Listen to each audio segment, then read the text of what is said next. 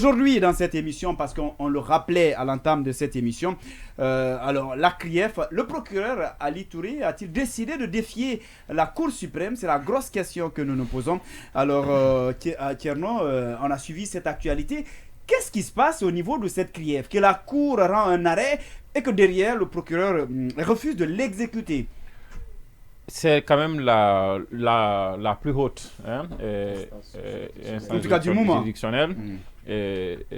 Voilà, en tout cas dans l'organisation juridique de notre État, pouvoir judiciaire.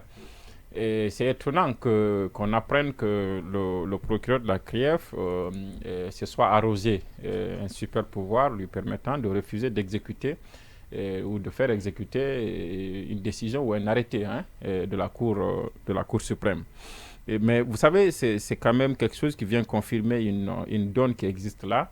C'est que depuis qu'on a mis en place cette CRIEF et que Ali Touré s'est retrouvé procureur de cette instance-là, vous savez bien que la liberté est devenue une exception et l'emprisonnement donc la règle. Le cas Kassouri, on a fait, je pense, 2 ou 3 fois des ordonnances de mise en liberté assorties de cautions à payer.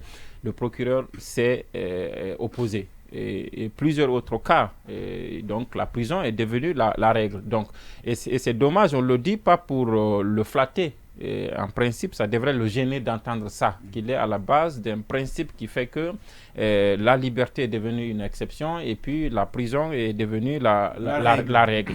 Et pour le cas de Damantam, ce qui est rapporté, c'est qu'il y a eu une ordonnance de mise en liberté. Il a refusé. Les avocats ont estimé que alors on peut se conformer à ça, mais on va vers la Cour suprême, on se tourne vers l'instance qui est au-dessus de lui pour voir ce qui va se dire.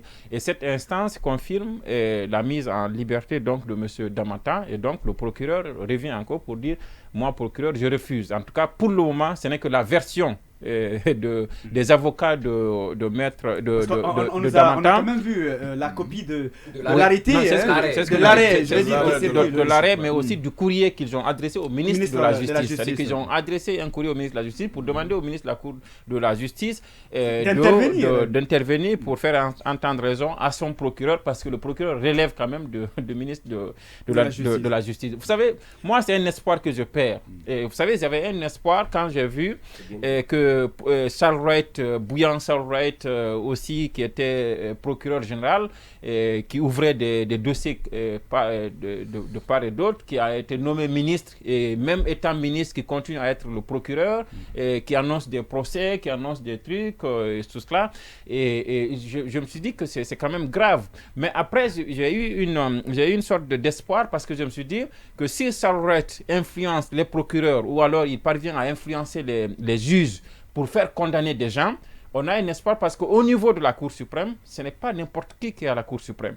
Et la Cour suprême, c'est vraiment quand on a eu une certaine carrière. L'instance suprême. Voilà, l'instance suprême. Non, même pas l'instance en tant que telle, mais les personnes qui animent cette instance, qui, à mon avis, qui sont des praticiens de droit, des gens qui sont là depuis 20 ans, depuis 25 ans, depuis 30 ans, ils sont là. Quand ils voient Sarouret agir, quand ils voient le procureur Ali Touré agir, des gens qui peut-être ont 10 ans, 15 ans ou seulement 7 ans de carrière, tout là, je sens qu'ils sont gênés. Je sais qu'ils sont gênés à voir que la magistrature, ou en tout cas la justice, soit portée, et l'image de cette justice soit aujourd'hui traînée dans la boue par le fait de l'inexpérience ou alors de la mauvaise foi de ces gens-là. J'ai pensé qu'à ce niveau-là, toutes les fois qu'un cas arrivait à la Cour suprême, ces gens-là saisiraient cette occasion pour dire à Charles de façon indirecte ou à Ali Touré, écoutez, ce n'est pas comme ça, vous devriez vous comporter. Et c'est exactement ce qui s'est passé, parce que la Cour suprême a estimé que le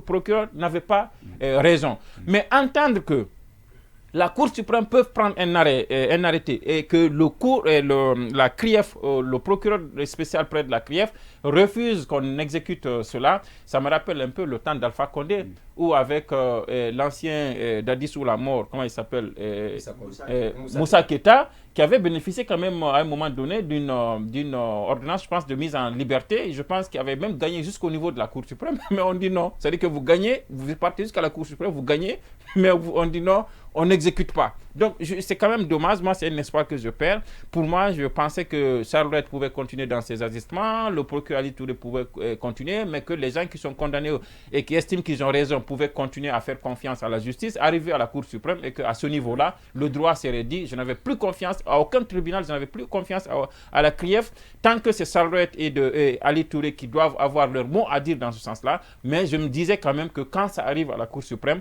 on pouvait espérer qu'à ce niveau-là, le droit soit dit. Mais là, on nous dit que même si le droit est dit, c'est si nous acceptons. Si nous n'acceptons pas, on ne l'exécute pas. Très bien. Il nous suit depuis Kankan, en ce moment même, Aboubacar Condé, qui est donc à Kankan en ce moment pour partager les peines de son ami, le directeur général donc de FIM FM, Aboubacar Diallo. Bon séjour à vous du côté de Kankan, et nous sommes de cœur avec Aboubacar Diallo, que l'âme de son père repose en paix et bon séjour. Revenez vite, Aboubacar Condé. Et de passage, Sansobari, Lamine Monument. En tout cas, bonsoir à tous. Et je pense que vous êtes tous devant votre écran pour suivre cette émission. Et on vous attend au mois de septembre.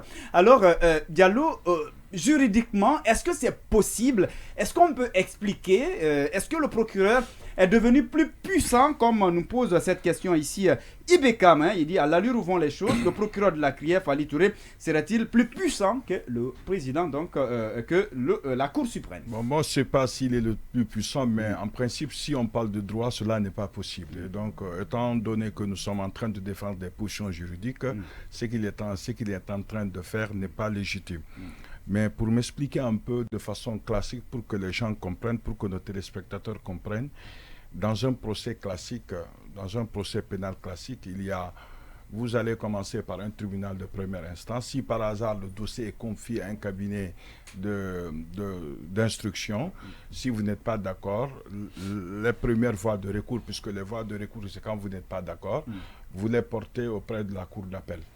Si vous n'êtes pas d'accord, vous allez auprès de la Cour suprême, et la Cour suprême, on le sait, prend une décision en dernier ressort. Pour et qui est donc irrévocable. Normalement irrévocable, qui s'impose à tout le monde. D'ailleurs, c'est la loi qui le dit, que les décisions de la Cour suprême s'imposent à tout le monde, y compris l'exécutif, les autorités militaires, les autorités judiciaires.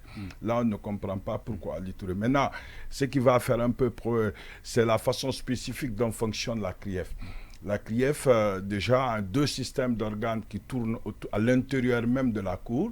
Il y a une première chambre et une deuxième chambre qui fait le rôle de la Cour d'appel.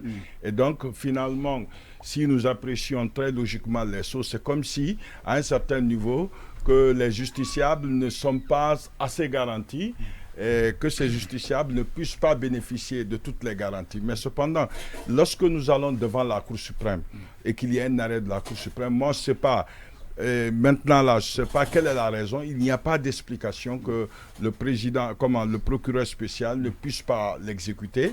Et là, vous savez que la chose que vous allez toujours évoquer, c'est celle qui vous manque le plus souvent. Lorsque le CNRD est venu, qu'est-ce qu'il a dit? La justice, c'est la boussole. Et je pense que depuis là, la boussole n'est pas la justice. Et nous comprenons, c'est très malheureux. Bien. Vous savez qu'il y a deux ministres de la justice qui étaient une dame et un autre monsieur qui ne partageaient pas trop les façons de faire. Donc, en réalité, l'arme, le bras... Bon, c'est ce que je dis, quoi. En fait, les seuls, soit ils ont démissionné ou on les a destitués. Bon, d'accord, de toute façon, pas de façon normale. D'accord, donc, voilà un peu ce que je voulais dire. Bien. Espérons que la justice, ce qu'ils ont dit, qu'ils puissent le faire, mais finalement, c'est regrettable que la justice ne soit pas la boussole. Très bien. Abou Poutine Banco, le CNRD est un état d'esprit révolutionnaire qui nettoiera le pays pour un décollage pérenne. Dans une république, aucune structure doit rester sans un fondement légal.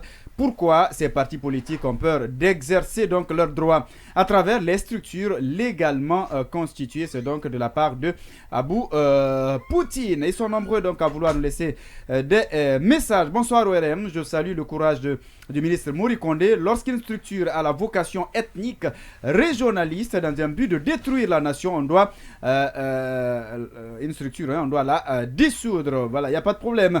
C'est signé par, c'est quoi, Diakité Mamadi, donc, qui nous signe ce message depuis Bokeh. Oui, mon cher ami Kalo, par rapport à cette actualité, Est-ce que vous pensez que cette situation peut permettre à la CRIEF de bénéficier justement de la confiance de l'opinion si elle continue d'agir de cette façon? Ouais, moi vraiment. Est-ce que c'est pas une confusion totale? Je commence à être inquiet. Et tout bon Guinéen, tout patriote, même si les actions de CRIEF nous touchent, ça touche nos proches, nos amis, mais on était content qu'il y ait CRIEF pour une fois, en Guinée, qu'on ait interpellé des gens, des hauts cadres pour répondre pour un devoir de redevabilité.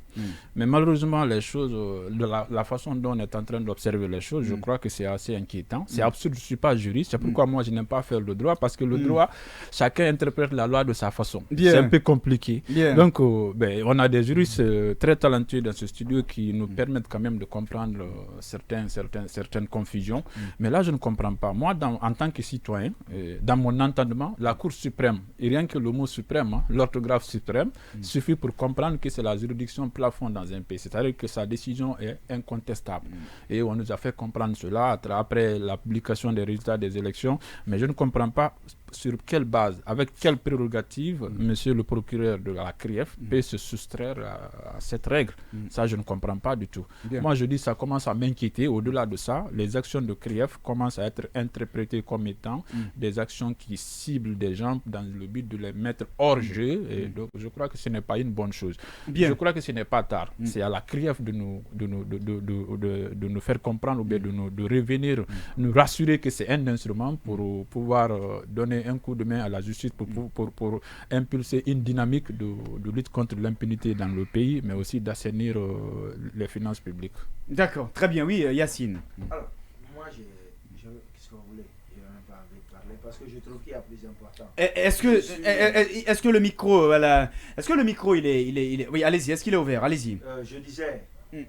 Bien, le micro, il semble fermé, il n'y a pas de problème. Oui, Habib, en attendant, oui. Oui, je pense que aujourd'hui, aucune raison ne pourrait ou ne devra expliquer le maintien prolongé d'Amantan en prison à partir du moment où on s'est tous convenus sur un principe qu'à l'état actuel et dans le cadre géographique de notre pays, si la Cour suprême rend un jugement, rend son verdict, prend un arrêt, c'est comme si Dieu a pris un arrêt. Parce qu'on dit que ce arrêt de la Cour suprême s'impose à tout le monde, n'est susceptible à aucun recours. Donc ce qui veut dire notre Dieu sur terre, en matière de jugement, a rendu son arrêt. Mais malheureusement, puisqu'on a affaire avec une juridiction spéciale, avec un procureur très spécial, qui est devenu finalement le prince, même comme on le dit, c'est l'empereur des poursuites, mais il est devenu aujourd'hui un très bon prince, un très grand prince, qui, de par ses agissements, de par ses méthodes erronées, de par son travail qui n'obéirait pas au principe, commence à inquiéter. C'est ce qu'on lui reproche. C'est ce qu'on dit. Parce qu'aujourd'hui, toute la tournure, je pourrais même dire courbature qu'on pourrait assister de façon qu'on est en train de tordre, comme on appelle le cours normal des choses, cela amène plus d'un à s'inquiéter sur la sincérité, la fiabilité de la Cour, comment on appelle, de la CRIEF, à travers qui? À travers le procureur Ali Touré. On n'est pas en train de dire qu'il fait du mauvais travail, mais quand on fait aujourd'hui la balance entre le bon et le mauvais l'emporte sur le bon. Parce qu'il suffit aujourd'hui, le nom qui hante tous les anciens dignitaires, même dans les rêves, aucun ancien ministre ou un ancien directeur ne souhaite voir Ali, même dans un rêve. Parce qu'il rime avec inquiétude, il rime avec poursuite. Très malheureusement, il y a eu ce arrêt. Aujourd'hui, le mieux, la famille a décidé de payer la caution qui a été demandée par la juge. La famille s'est exécutée. Mais pourquoi on maintient encore Albert Damantan en prison? On n'est pas en train de le défendre. La justice, on a dit que la justice sera la boussole de la transition. Mais très malheureusement, on ne sait pas qui est devenu finalement la boussole de la transition, mais cela est loin d'être quand même la justice. Parce que ni la justice n'assure de par ses actes, ni ceux qui animent la vie judiciaire n'assurent. Je ne parle pas de tout le monde, parce qu'il faudra quand même reconnaître qu'il y a des magistrats de talent, de renom et de bonne école qui composent aujourd'hui la justice guinéenne.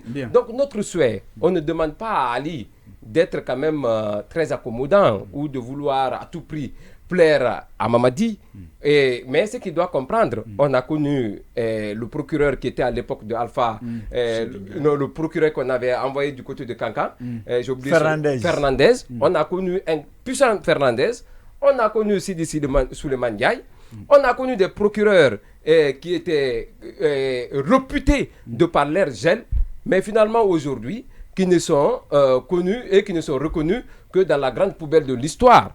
Je ne souhaite pas cela à Ali Touré, parce que le souhait de tout le monde, comme on le dit, la volonté de tout être humain, c'est quand on gère, quand on manie l'argent public, le mieux, c'est d'accepter, de rendre compte et de se soumettre aux exigences de ce qu'on appelle au principe de la redevabilité. C'est clair. C'est normal. Personne, aucun bon Guinéen, à moins qu'il ne soit, je ne dirai pas le terme, à moins qu'il ne soit de Guinéen d'incompris, ne peut s'opposer à la vertu qu'incarne aujourd'hui la CRIEF. Mais notre CRIEF inquiète. De par qui? De par Ali Touré, de par ses agissements et de par son refus de se soumettre à l'instance suprême juridictionnelle du pays qui est la Cour suprême. Si l'arrêt de la Cour suprême, Ali lui-même ne respecte pas cela, je dis que soit Ali est fort de quelqu'un, ou il est fort de quelque chose, ou quelqu'un manipule Ali, je ne sais pas. Très bien. Mais notre souhait n'est pas le cas. Ce sont des questions. Voilà. On souhaite vivement que la CRIEF réussisse, puisque l'avenir, si vous voulez, les gens se poseront des questions avant de prendre de l'argent. Mais il faut quand même reconnaître notre souhait, c'est qu'aujourd'hui, on puisse quand même, la CRIEF puisse réussir sa mission. Très bien, oui, d'accord. Oui. Et qu'on libère quand même. Alors, je disais que je me posais la question, vous voulez que je dise quoi? Moi, je trouve qu'il y a plus important à faire. En fait, il y a la boussole de la transition que je ne retrouve pas. Moi, je suis en train de la chercher. Il y a la boussole de la boussole. Oui, parce qu'on m'avait dit que la justice allait être la boussole de la transition. Moi, je suis en train de la chercher parce que, sincèrement, on a besoin de cette boussole aujourd'hui. Je ne peux pas comprendre. Dans un pays qui se respecte, aucun pays du monde, il y a des pays où le président de la Cour suprême est même plus fort que le président. Parce que le président de la République, ses décisions sont attaquables. La Cour suprême, ses décisions ne sont pas attaquables. Il y a des pays où le président ne peut pas révoquer un membre. Non, même pas un membre. Aux États-Unis, ils sont 9. Le président ne peut pas révoquer un seul membre de la Cour suprême. Il peut les nommer selon des procédures, mais il ne peut révoquer personne. Parce qu'on a décidé que, sincèrement, dans un pays, on a besoin de quelqu'un qui est capable d'être au-dessus de toutes les considérations mesquines, au-dessus de tous les intérêts égoïstes, de tous les intérêts partisans. Et donc, on a décidé de créer une cour et de mettre ces personnes-là là-bas. On les met à l'abri du besoin. On dit, à partir d'aujourd'hui, tout le monde se soumet à leur dictat. Il y a eu une situation où plusieurs juges ont donné la même décision. Parce qu'il ne faut pas oublier que c'est pas comme si les juges avaient... Exactement. C'est comme si la Cour suprême est venue contredire tout ce que les juges ont dit. Non. Tous les juges ont dit à peu près la même chose. Il doit être libéré. Il doit être libéré. Alors la Cour suprême confirme cela dans ces conditions.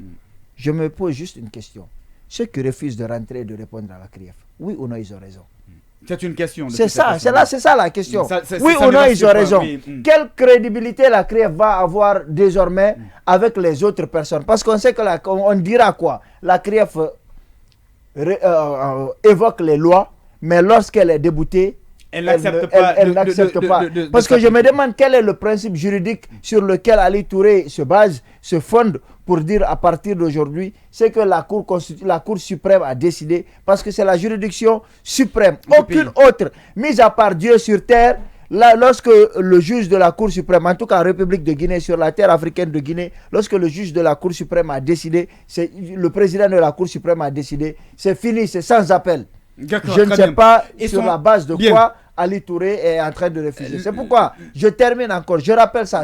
Il me plaît souvent de rappeler parce qu'il y a des portefeuilles pour moi. Ce n'est pas n'importe qui, excusez-moi du terme, qui peut être là. Il faut avoir un certain bagage. Il faut avoir un certain vécu. Il faut avoir une carrière administrative bien couronnée. Sinon, vous n'arrivez pas à vous en sortir. La CRIEF est est un portefeuille trop grand pour Ali Touré qui, pour moi, n'a pas atteint ce niveau. Bien, d'accord. Il n'était pas le président. D'accord. Ce message de Elhadji Cellou Dalein Diallo, le président de l'UFDG, qui envoie un message fort. L'arrêté du MATD du 8 août 2022 portant dissolution du FNDC est un coup dur porté à la liberté, à la justice, à la démocratie et à la paix, la valeur auquel notre peuple demeure viscéralement attaché.